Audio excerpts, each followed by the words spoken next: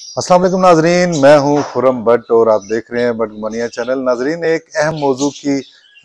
जानिब आपको इशारा करूंगा और मुझसे बहुत से दोस्तों ने इस मुतलिक राय भी मांगी है। सीनियर सहाफ़ी ARY से जिनका ताल्लुक है अरशद शरीफ और उनके साथ साबिर शाकिर और समी इब्राहिम और इमरान रियाज जो यूट्यूबर हैं, उनका भी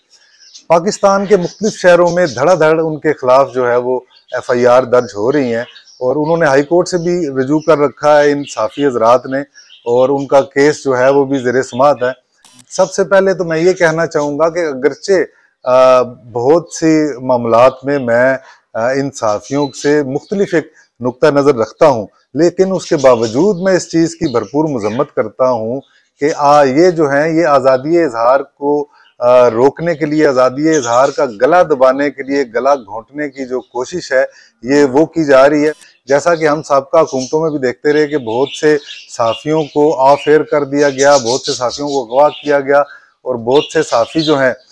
उनको FIA ने गिरफ्तार किया, बाज़ को धमकियां मिली, बाज़ को गोलियां मारी गई। तो मैं समझता हूँ ये उसी का एक तसलसल है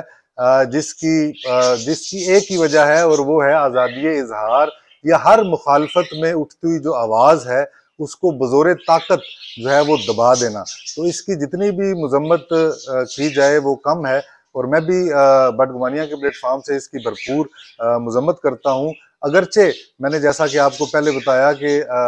मज़कूरा जो सहाफ़ी हमारे दोस्त हैं उनकी बहुत सी आरा से उनके बहुत से नज़रियात से या नुक्ते नज़र से ज़रूरी नहीं कि हमारा उनसे इत्तफाक हो, लेकिन ये जो बज़ोरे बाजू और मुख्तलिफ हेलो बहाने से ये जो कोशिशें की जा रही हैं ताकि मुखालिफ आवाज़ों को दबाया जाए, ये साबका हुकूमत की रवायत है, बल्कि उससे पहले भी ये होता रहा। तो इसकी जितनी भी मजम्मत की जाए ये कम है।